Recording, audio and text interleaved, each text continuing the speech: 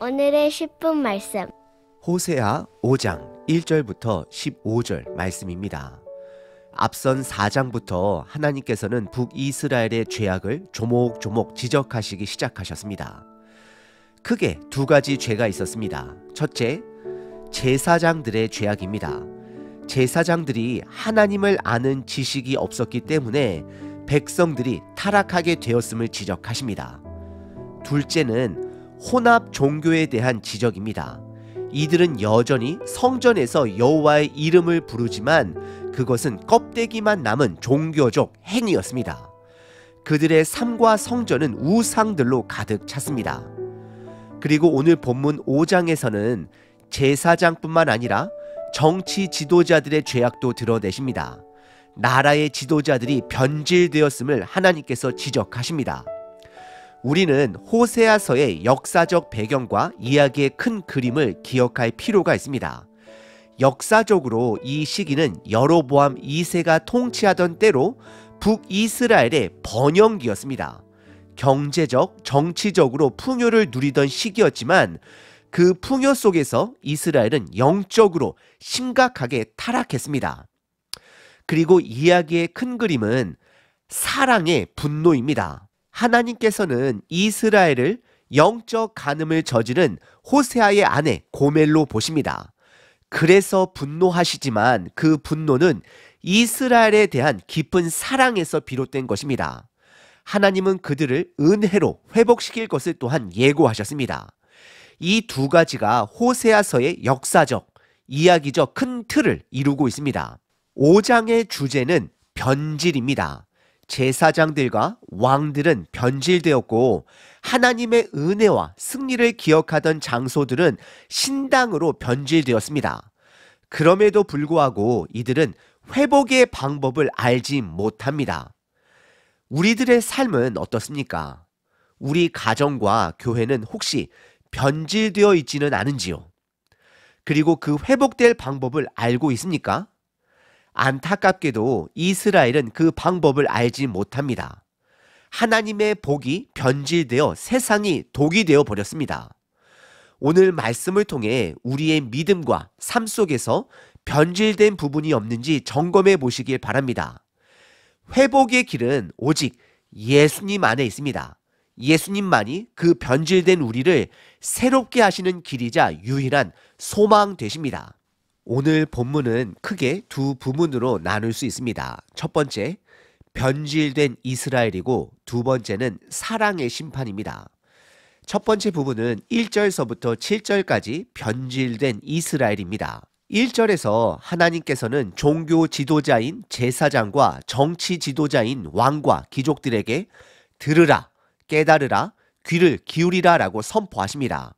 이는 법정에서 판사가 최종 판결을 내리는 장면과 같습니다. 또한 두 지역이 거론됩니다. 미스바와 다볼입니다. 미스바는 야곱, 사사 입다, 사무엘과 관련된 언약의 장소였고 다볼은 사사 드보라와 바락의 큰 승리와 하나님의 주권을 기억할 수 있는 장소입니다. 그러나 지도자들의 타락으로 이곳들은 덫과 그물이 되어버렸습니다. 아마도 그들은 그곳에서 산당을 세우고 바알과 같은 우상을 섬겼을 것입니다. 하나님의 이름을 기억하던 장소가 우상의 장소로 변질된 것입니다. 그리고 2절에서는 하나님께 등을 돌려 패역한 제사를 드리고 영적으로 살인을 저지른 지도자들을 벌하신다라고 말씀하십니다. 3절에서는 이러한 지도자들의 죄가 북이스라엘 전체를 변질시켰음을 나타냅니다. 에브라임은 북이스라엘에서 가장 영향력 있는 지파로 첫 번째 왕 여로보암도 에브라임 지파 출신입니다. 따라서 에브라임은 북이스라엘의 지도자를 상징하고 이스라엘은 일반 백성들을 지칭하는 것입니다. 하나님은 지도자들의 죄악을 아시며 백성들의 음행을 숨길 수 없다라고 말씀하십니다. 결국 북이스라엘 전체가 더러워졌고 변질되었음을 말씀하십니다. 그리고 4절과 5절에서는 북이스라엘의 두 가지 죄를 지적하십니다. 첫째, 4절에서는 그들의 마음에 음란이 있어 하나님을 아는 지식이 없다라고 말씀하십니다. 이들은 말씀을 상실하였기 때문에 제사 방법 또한 상실하여서 회복할 방법을 알지 못합니다. 그리고 두 번째는 5절에서 그들의 교만이 지적됩니다. 경제적, 정치적으로 풍요를 누리며 하나님을 잊어버린 것입니다.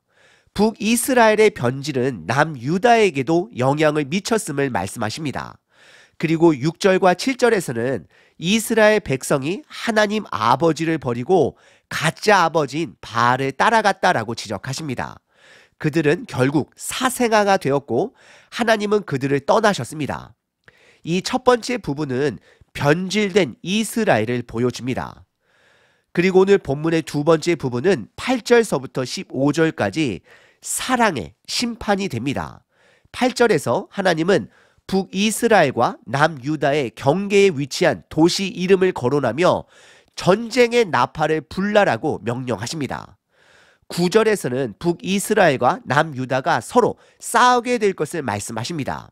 그리고 10절에서는 남유다가 하나님이 정하신 지파 간의 경계를 임의로 옮긴 죄를 지적하십니다. 그리고 11절에서는 북이스라엘을 상징하는 에브라임이 정치적으로 다른 나라에 의존함으로 학대와 심판을 받게 된다고 말씀하십니다. 북이스라엘은 여로보암 2세가 죽은 후 약 30년 뒤 아수르에 의해 멸망당합니다. 그들은 주변 나라들, 애굽과 같은 나라들과 동맹을 맺으며 반 아수르 정책을 펼쳤지만 결국 하나님을 찾지는 않습니다. 그래서 12절에 그러므로라는 말씀으로 축복의 나라였던 북이스라엘이 부정한 질병의 상징인 좀이 되고 남유다에도 나병과 같은 존재가 되었음을 선언하십니다. 이는 영적 변질을 나타냅니다. 13절부터는 하나님의 심판이 본격적으로 시작이 되는데 이스라엘은 회개하지 않고 주변 나라들에게 손을 벌리며 정치적으로 타락을 합니다. 13절에서는 북이스라엘이 아수르에게 항복하며 아수르를 심판의 도구로 사용하시는 하나님을 보지 못했다라고 지적합니다. 이는 잘못된 치유 방법을 선택한 것입니다. 14절에서는 하나님께서 북이스라엘과 남유다를 심판하는 짐승 곧 사자가 될 것이다 라고 선언하십니다. 그러나 15절에서는 하나님께서 그들이 죄를 뉘우치고 돌아오기를 기다리시겠다라고 말씀하십니다. 하나님의 심판은 결국 사랑의 심판입니다. 하나님의 궁극적인 목적은 그들을 회복시키길 원하시는 것입니다. 돌아오라는 하나님의 음성을 듣고 응답하는 것이 바로 우리가 살 길이요 우리의 소망이 됩니다. 오늘 본문은 4장에 이어 종교 지도자들뿐만 아니라 모든 지도자들의 죄를 드러내십니다. 그들의 죄악으로 인해 이스라엘은 복이 아닌 저주로 변질되고 말았습니다. 하나님의 좋으심을 기억하는 장소마저도 산당으로 변질되었습니다. 그래서 하나님은 그들이 주변 사람들과 가정에 곰팡이균을 퍼뜨리는 나병과 같은 존재가 되어버렸다 선언하시며 심판을 선포하십니다. 하지만 이들은 하나님의 심판에서 회복될 방법을 알지 못했습니다. 우리가 어떻게 회복될 수 있을까요? 첫째, 이들은 그들의 죄악을 깨달아야만 했습니다. 그러나 말씀을 잃어버린 탓에 깨닫지 못합니다. 둘째, 하나님께 돌아가야 했습니다. 벌을 피하기만 위해서 돌아가는 것이 아니라 하나님의 심판을 받아들이는 마음으로 진정함으로 돌아가야만 했습니다. 세상의 사생아가 아니라 하나님의 자녀로 돌아가야만 합니다. 돌아온 탕자의 이야기를 기억하시길 바랍니다. 그 핵심은 아버지께 돌아가는 것이었습니다. 탕자는 아버지의 집과 은혜를 기억했고 결국 아버지께로 돌아갔습니다. 우리도 돌아가야 합니다. 우리의 삶과 가정 그리고 교회가 변질되지 않았는지 점검해야 합니다. 음식이 변질되면 다시 되살릴 수 없듯이 변질된 상태로는 아무것도 회복되지 않습니다. 그렇다면 변질된 우리는 어떻게 새로워질 수 있을까요?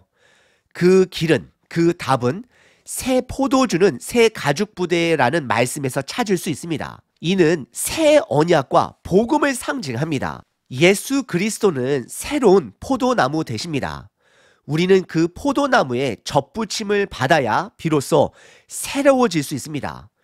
예수님께 접붙여진다라는 것은 그분의 말씀을 먹고 그분의 사랑을 깨닫고 그분과 하나가 되어 열매 맺는 삶을 말하고 있는 것입니다.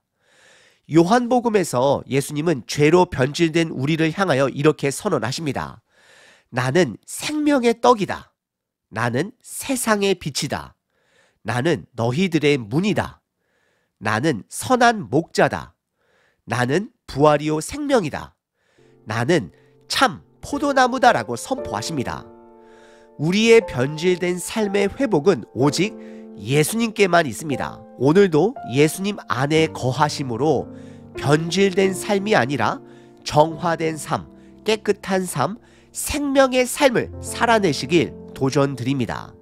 고린도 후서 5장 17절 그런즉 누구든지 그리스도 안에 있으면 새로운 피조물이라 이전 것은 지나갔으니 보라 새 것이 되었도다. 사랑이신 하나님 아버지를 찬양합니다. 주님, 우리는 주님의 은혜를 잃어버리고 변질된 삶을 살아왔음을 고백합니다. 복이 되어야 할 우리의 삶이 저주로 변하고 주님의 이름을 기억하던 곳마저 타락의 장소가 되어버렸습니다. 우리의 죄악을 깨닫게 하시고 진정한 회복의 길이 오직 주님께 있음을 알게 하옵소서. 돌아온 탕자처럼 아버지의 은혜를 기억하며 주님께 끊임없이 돌아가기를 원합니다. 우리를 새롭게 하시는 참 포도나무 대신 예수님께 접붙임을 받아 열매 맺는 삶을 살게 하옵소서. 생명의 떡이요 세상의 빛이신 주님께 우리의 삶을 온전히 맡깁니다.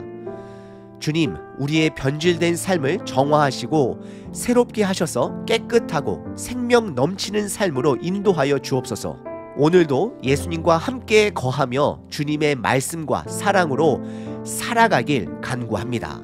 우리의 포도나무 대신 예수님의 이름으로 기도드립니다.